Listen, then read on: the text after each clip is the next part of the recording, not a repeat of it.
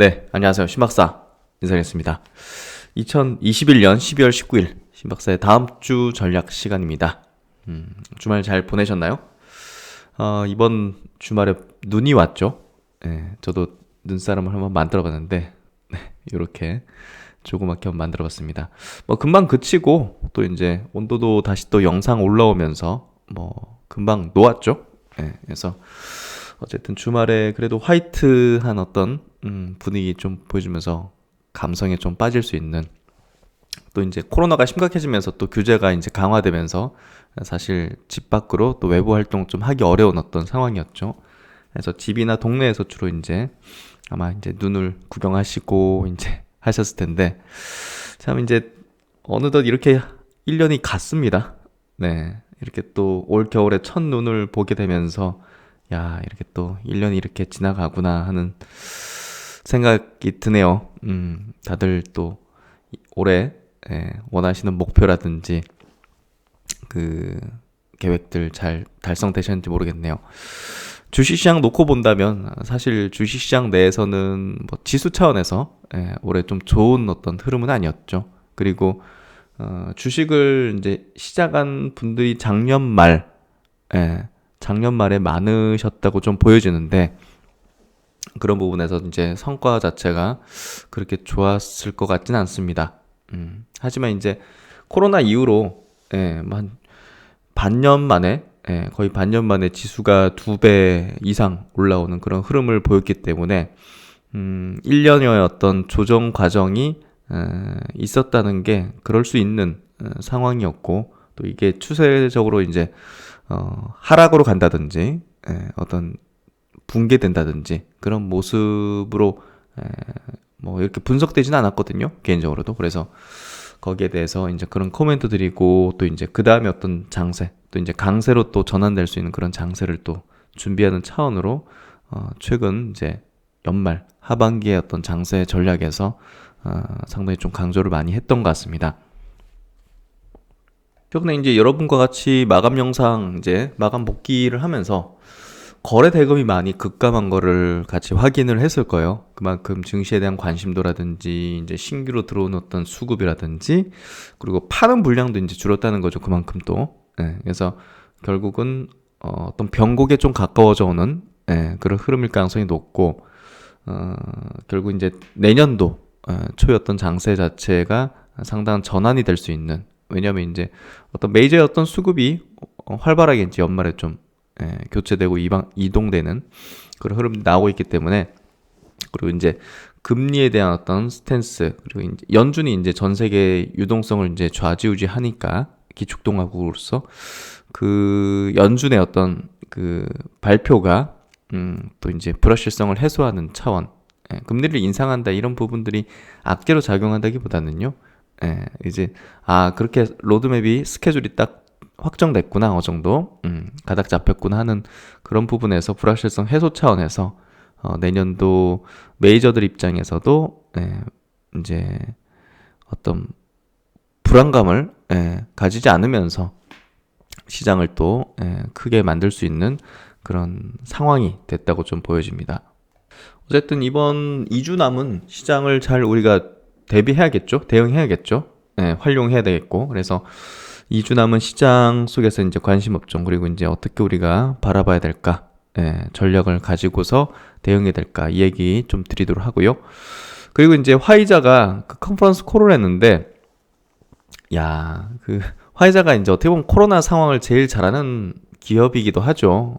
전 세계 백신을 가장 많이 팔았고, 가장 고도화된 어떤 기술을 또 아마 확보하고 있을 거고, 정보라든지 그런 부분에서 이제 우리가 2년 동안 코로나를 좀 이렇게 인내하고 참아왔는데 앞으로 2년 더 간다고 전망을 하고 있더라고요. 팬데믹을. 그리고 이제 그 뒤로는 이제 토착병으로 이제 엔데믹으로 이제 변화될 것이다. 그렇게 얘기하는데, 이 상황이 2년 더 간다. 그게 뭐 단순히 그냥 그렇게 얘기한 건 아니겠죠. 그래서 요 내용도 한번 짚어보면서 우리가 또 어떻게 생각을 하고 대응을 해야 될지 그것도 같이 나눠보도록 하겠습니다.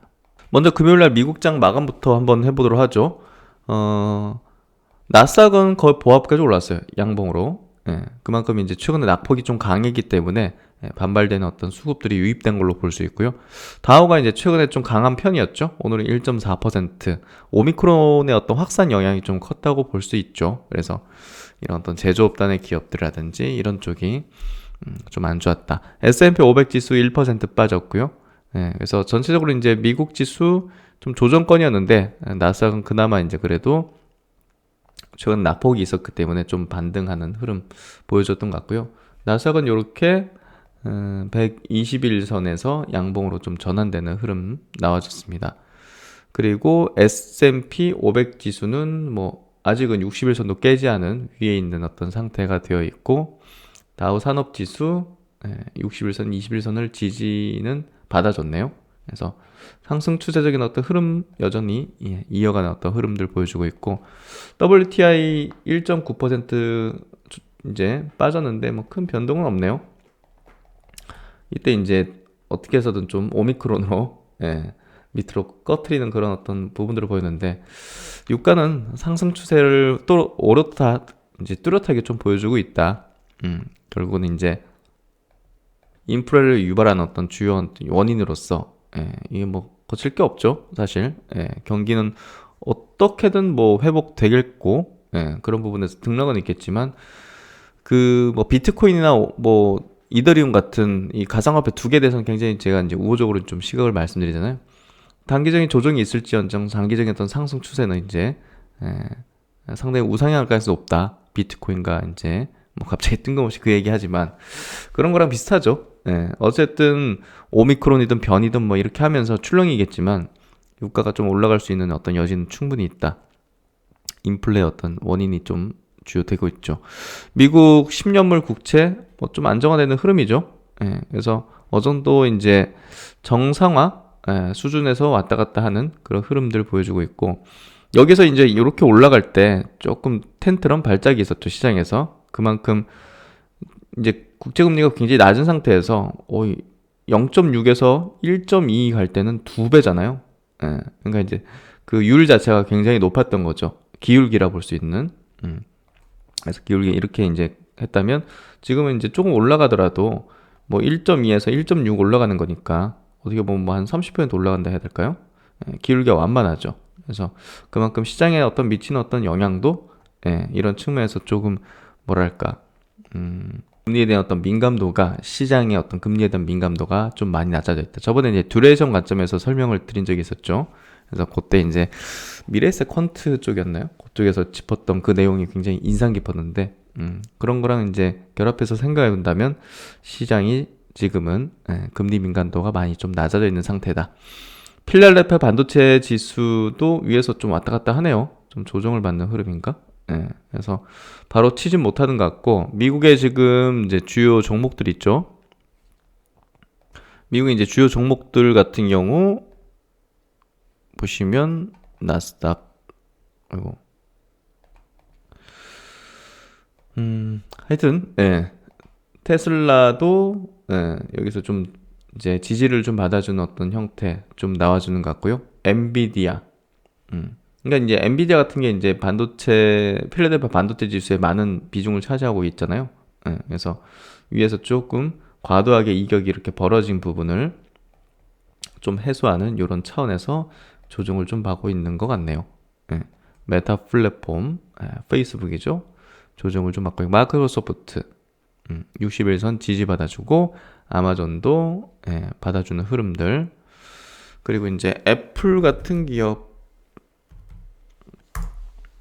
애플도 이격이 좀 벌어져서 조금 이제 조정받는 흐름 좀 나와주고 있네요.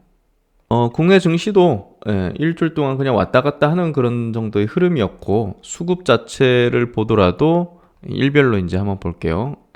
이제 이거 보여드리면서 개인들이 지금 12월 들어서 보시면 12월 1일부터 1조 팔고, 다음날도 9천억 팔고, 2천억대, 1천억대, 6천억, 5천억, 3천억. 지난 이제 금요일 마감 때는 또 이제 5,200억을 파는 흐름으로 꾸준하게 이제 양도세 회피였던 흐름들을 보여주고 있습니다. 남은 2주간도 그런 흐름들이 이제 역력하게 아마 나오게 될 거고요. 금융투자가 이제 그걸 받아내는 흐름들, 외국인도 받아낸다면 굉장히 긍정적이겠죠.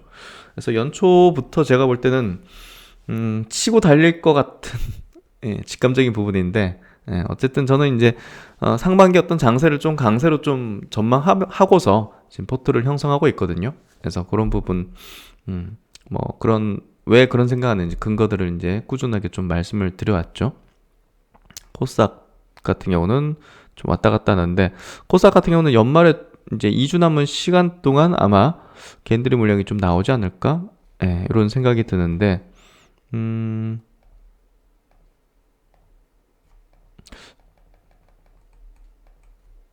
작년 12월 달 있죠? 예, 작년 12월 달 같은 경우도 한번 보시면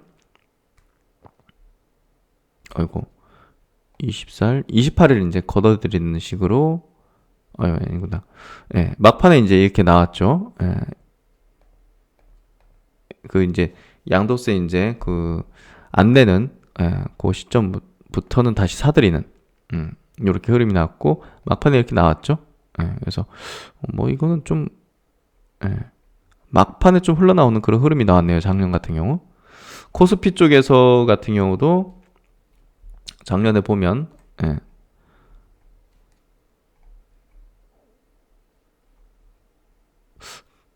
꼭 그런 건 아니었던 것 같네요. 아, 여기 나왔군요. 예. 막판에 이제 23일, 24일, 28일, 여기 이제 3일 동안, 예, 막 쏟아져 나왔죠. 근데 지수는 올랐죠. 예, 좀, 막, 좀 어렵죠. 예, 해석하기.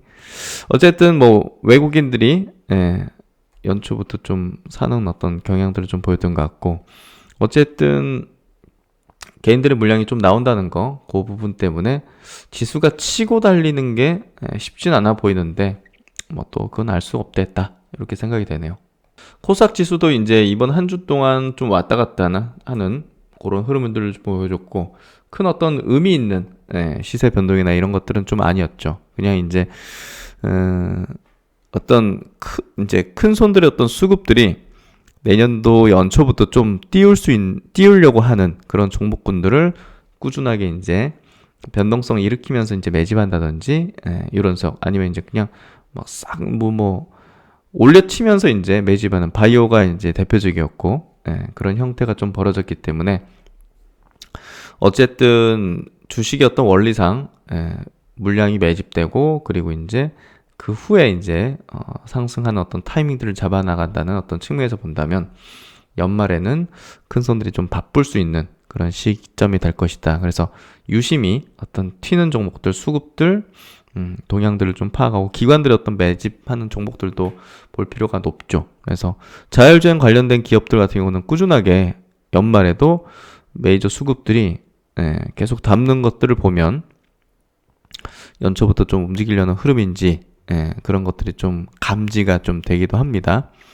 그래서 내년도에도 이제 희소성이 높은 뭐 그 고성장주 위주의 어떤 강세가 좀 전망이 되고요.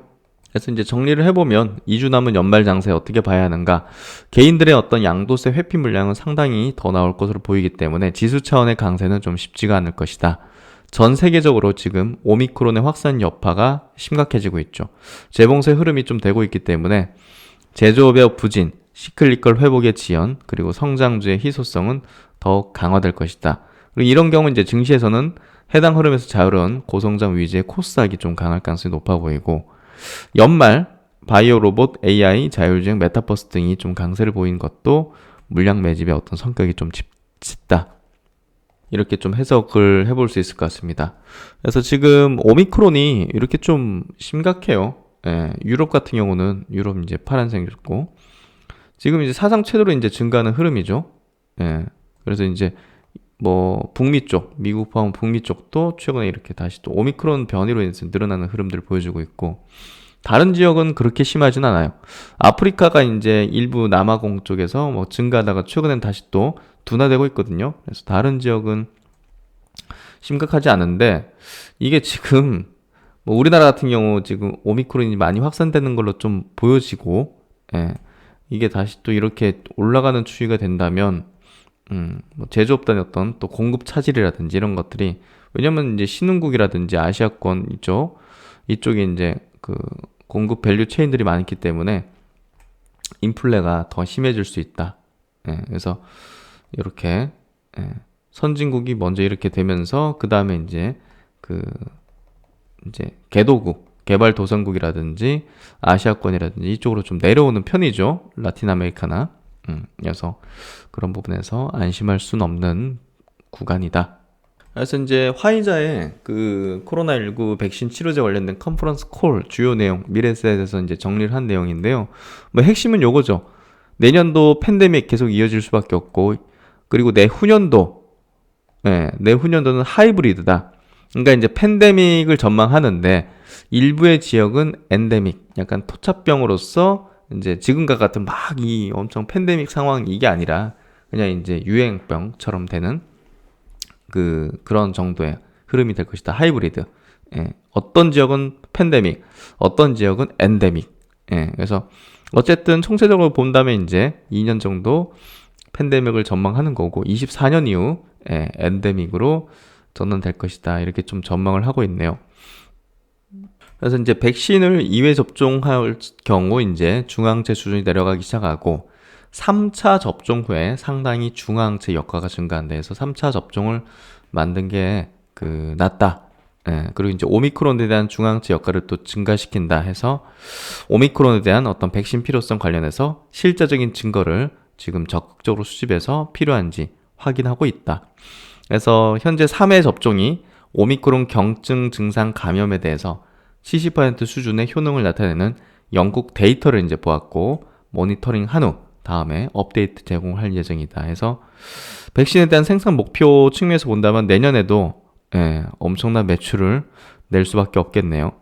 올해 한 30억 도주, 내년에 한 40억 도주 정도를 생산할 걸로 목표를 잡고 있고 내년에는 조금 가격을 낮추는가요? 약간 좀 백신에 대한 매출 전망을 조금 낮추는 것 같네요. 어쨌든 이제 치료제 관련해서도 얘기를 하는데 뭐 다른 부분보다는 오미크론에 대해서도 시험에서 활성을 유지했다 하면서 어쨌든 오미크론에 대한 어떤 부분도 이 치료제가 효능을 낼 가능성이 높다는 얘기를 좀 해주는 것 같습니다. 그래서 주요 기사를 보면요. 이걸 이제 굉장히 많이 기사화됐죠. 24년까지 연장될 수도 있다는 또 이제 화이자라는 또 뭐 글로벌 제약사의 어떤 발표가 상당히 좀 충격적이기도 했는데요. 특히나 이제 미국 앤서니 이제 전염병 연구소장이 오미크론 출현 전 팬데믹 상황이 22년 내년이면 미국에서 끝날 것이라고 전망한 바 있는데 이제 오미크론이 출현했으니까 이 전망이 달라지겠죠. 그래서 어쨌든 이런 어떤 그 오미크론 변이의 어떤 출현 자체가 전망에 있어서도 뭐 글로벌 제약사 전망이라든지 주요 국가의 어떤 이런 중요한 위치의 사람들의 어떤 전망 자체를 조금 이제 약간 부정적으로 바꾸게 만드는 그렇게 되겠죠. 이 오미크론 변이로 인해서 다시 또 이제 이렇게 증가하니까 이게 뭐 6개월, 1년 정도 예상했던 것보다 더 늦게 코로나가 끝날 것이다 이렇게 전망할 수밖에 없겠죠. 그리고 여기서 또 다른 또 변이가 나올 수도 있는 거잖아요. 이렇게 또 퍼지고 있기 때문에 이렇게 또 퍼지면 또 다른 변이가 나올 수 있는 가능성이 높아지는 거니까 그런 부분에서 뭐 더 약화되면서 이렇게 되는 거긴 하겠지만 어쨌든 많은 어떤 사람들이 좀 고통을 받는 그 기간이 좀 연장되는 건 좀 명확해지는 것 같습니다. 그리고 이제 연말에 나오는 어떤 정부의 어떤 뭐 계획들 이런 것들을 우리가 중요하게 봐야 되거든요.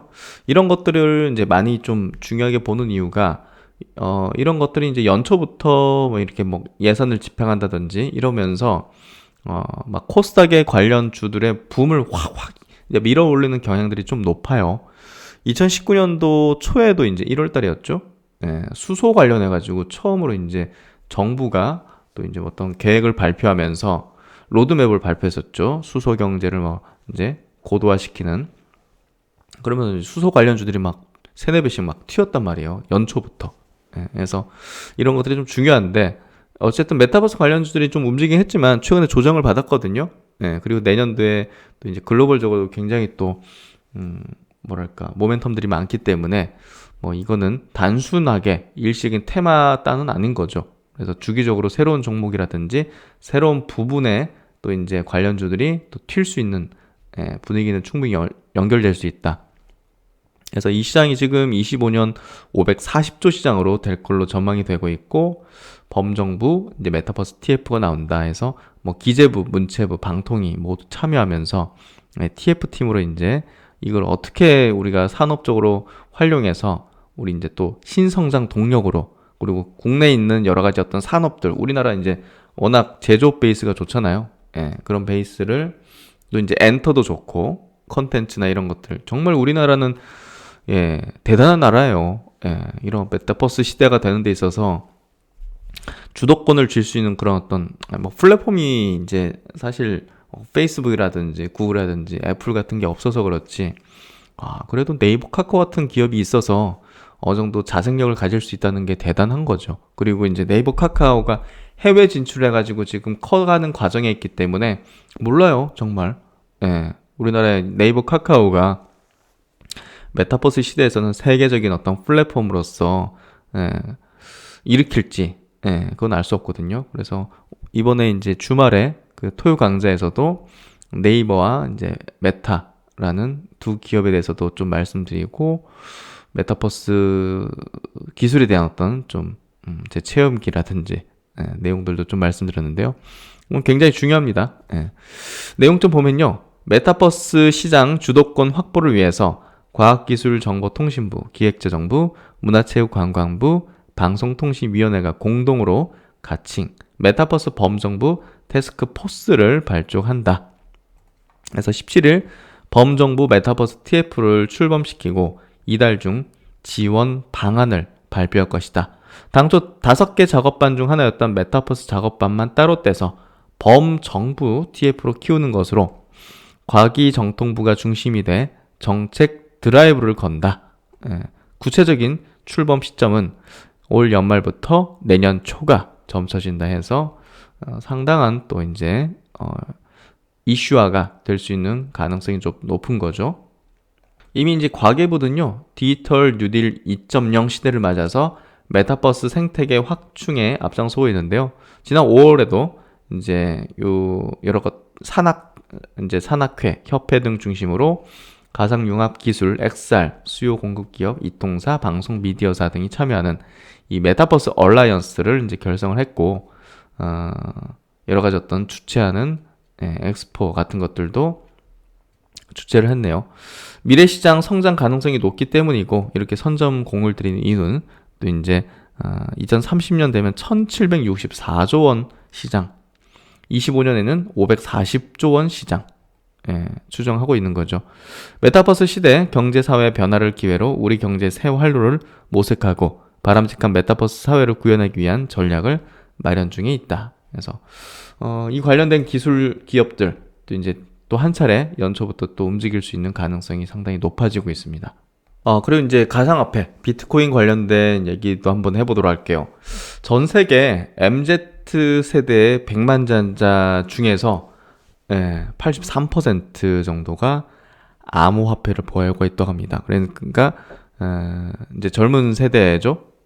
지금 뭐 베이비붐 세대의 어떤 자녀 정도 되는 그런 연령대의 어떤 백만장자들이 자산을 이렇게 불렸던, 그리고 이제 자산가가 된 이유가 대표적인 게 이제 암호화폐라는 거죠. 그래서 자산 절반 이상을 53%가 이제 투자를 했다고 하고, 투자를 더 늘린다고 합니다. 그러니까 이 기사 전 좀 중요하게 봤고요. MZ 세대라는 게 이제 80년대 초부터 해가지고 2000년대 초 출생자입니다. 사실 뭐 저도 좀 포함되는데, 저는 이제 주식에 대해서만 포지션이 잡혀 있는데, 암호화폐에 대해서도 긍정적으로 다시 또 시각을 바꿨다는 얘기를 계속 드렸잖아요. 그래서 오히려 투자 규모를 더 늘리겠다고 답해서 이제 눈길을 끈다 해서 이 부분 좀 중요해 봐야 될 것 같고, 금융자산 100만 달러 이상의 MZ세대 100만장자 중에서 83%가 암호화폐를 보유하고 있고, 절반에 가까운 48%가 내년에 더 많은 자산을 암호화폐에 투자하겠다고 답했다. 현재 보유 비중을 유지하겠다고 답한 응답자도 39%, 보유 비중을 줄이겠다는 응답률은 6%에 불과했다. 그래서 중앙 집권적인 탈중앙화의 어떤 이 가상 자산이 사실상 이 패러다임의 어떤 변화라고 좀 볼 수밖에 없는 것 같아요. 이걸 이제 뭐 어떤 이슈적으로 분석을 해가지고 야 뭐 이슈 나와서 이제 악재 터졌으니까 떨어지고 이런 쪽으로 바라봐서는 안 되고 장기적인 어떤 추세적인 어떤 흐름 속에서 우리가 바라봐야 될 것 같고 또 이제 비트코인 같은 경우 뭐 한정된 수량이잖아요. 특히나 이제 총 발행 수량이 이제 정해져 있고 요 업비트에서 좀 체크해드리면 최근의 주가 흐름입니다. 지금 현재 시가총액은 1000조가 넘습니다. 예, 그리고 총 발행 한도는 이제 2100만, 인데, 이제, 어떻게 말해야 될까요? 비트코인인데, 여기서 한 400만 개 정도가, 분실됐다고 하죠. 찾을 수 없는. 그래서 현재 유통량이 이제 이렇게 1800만 비트코인 정도 되는데, 이 중에서 400만 빼면 한 1400만 좀 넘는 수준이 지금 유통될 수 있는 물량이라고 하고, 뭐 상당히 많은 물량은 또 잠겨 있는 셈이죠. 안 파니까. 예. 그래서 이 뭔가 좀 변하다. 예. 변하다. 이 MZ 세대 그러니까 젊은 세대의 기존의 어떤 금융 질서를 기존 기득권의 어떤 그런 어떤 그거를 넘어설 수 있는 흐름이 되고 있고 이제 기사에 보시면 유의미한 어떤 부분이 뭐냐면 MZ세대 100만 전자 중 절반 이상이 자산의 50% 이상을 암호화폐에 투자하고 있는데요. 약 33%는 자산의 75% 이상을 비트코인, 이더리움 등의 암호화폐를 보유하고 있는 걸 나타났고 반면에 베이비붐 세대는 4%만이 이거에 대한 인정을 이제 이해를 안 하는 거라 해야 될까요? 어떻게 표현하면 좋을까요? 어쨌든 이 새로운 어떤 시대 어떤 패러다임 속에서 뭔가 좀 편향된 어떤 자산 구조를 좀 보이게 되는 것 같아요. X세대는 4분의 1만 암호화폐를 이제 보유하는 것으로 나타나면서 결국은 MZ세대가 이 이제 가상화폐의 어떤 성장이라 해야 될까요? 이 시대로의 어떤 변화에서 가장 이 탄력적으로 이제 대응하고 있다. 그래서 이제 금융계의 어떤 기존 산업은 이제 암호화폐와 같은 위험을 원하지 않는 이제 부유한 고령의 고객들을 상대로 하죠. 그게 이제 주류고, 또 이제 그들의 기호에 따라서 또 이제 여러 가지 상품들을 구성하고 이제 제시하고 그렇게 이제 커왔고 이제 그런 흐름 속에 있는데 앞으로 금융계 이제 주요 고객이 될 거는 당연히 MZ 세대가 될 거 아니겠어요. 이 부유한 고령들 이제 70대가 되고 80대 되고 이제 그렇잖아요. 그러면 이제 이 세대가 당연히 이제 주류가 될 건데, 그러면 이제 세상은 이들이 만들어가는 그리고 보유하게 되고 생각하는 그게 주류가 되겠죠, 당연히. 그러니까 가상화폐에 대해서 우리가 조금 더 다르게 좀 지금 인식을 해야 된다는 생각이 좀 듭니다. 안정성 있는 전통 투자처보다 변동성이 크더라도 단기간에 높은 이익을 얻을 수 있는 암호화폐에 대한 투자와 조언을 원하고 있다. 그리고 이제 자산 운용사나 이런 데서도 뭐 사실 잘 안 했잖아요. 근데 지금 이제 최근 암호화폐 기반의 ETF를 포함해서 또 이제 선물도 이제 생겼고 제도권으로 들어오고 있고 근데 이제 규제 범위로 좀 두는 흐름들이 뭐 이미 연준에서도 발언을 하기 시작했고 이런 부분에서 본다면 암호화폐는 이제 외면할 수 없는 상황에 놓였고 이제 이 시장은 어떻게 말하면 좋을까요? 앞으로 더 갈 수밖에 없다. 전 그렇게 결론을 내리고 있습니다. 그래서 그걸 받아들여야 되고 지금 메타버스라든지 NFT는 이 블록체인 기술에 의거한 기반으로 경제 시스템이 돌아갈 수 있기 때문에 그런 부분에서 이 시초와 같은 비트코인은 장기 우상향의 가능성이 매우 높고 또 NFT 기반의 어떤 플랫폼을 제공하는 이더리움 역시 장기 우상향의 패턴을 낼 수밖에 없는 흐름으로 가는 것 같습니다. 어쨌든 이 부분에 대해서는 매우 중요하게 우리가 인식을 해야 된다는 생각이 들고요. 보다 더 깊이 있는 공부를 빠른 시일 내에 하셔가지고 이거를 이해를 바탕으로 투자 여부를 좀 결정한다든지, 예, 그걸 해야 되지 않을까 싶습니다. 결국은 주식시장이 움직이기 시작한다면 이 최근에 이제 비트코인 뭐 이 가상화폐가 좀 조정받았지 않습니까? 같이 움직일 거라 생각되거든요. 예, 그런 부분에서 기회를 기회인지를 여부를 판단하기 위해서 확실한 공부가 좀 필요할 걸로 생각됩니다. 저도 이제 책들 많이 읽고 있거든요. 그래서 한번 저도 그런 것들을 좀 자세하게 말씀드리는 시간 계속 한번 가져보도록 하겠습니다. 네, 하여튼 뭐 오늘 다음 주 전략 이렇게 내용들 구성해 봤는데요. 예, 다음 주도 성공 투자 기원 드리고요. 연말이니까요. 조금 이제 느긋하게 이제 내년을 준비한 어떤 그런 것들을 하는 시기니까 너무 이제 뭐 공격적이보다는 내년도 갈 만한 것들을 분할로 뭐 이렇게 2주 동안 산다든지 그런 식으로 대응하면 될 것 같습니다. 네, 하여튼 뭐 주말 이렇게 또 눈 오는 속에서 감성에 좀 빠졌던 그런 시간도 있었던 것 같은데 다음 주 시장도 같이 한번 현명하게 헤쳐나가는 시간이 되었으면 좋겠습니다. 네, 주말 마무리 잘 하시고요. 신박사는 또 다음 시간에 뵙도록 하겠습니다. 감사합니다.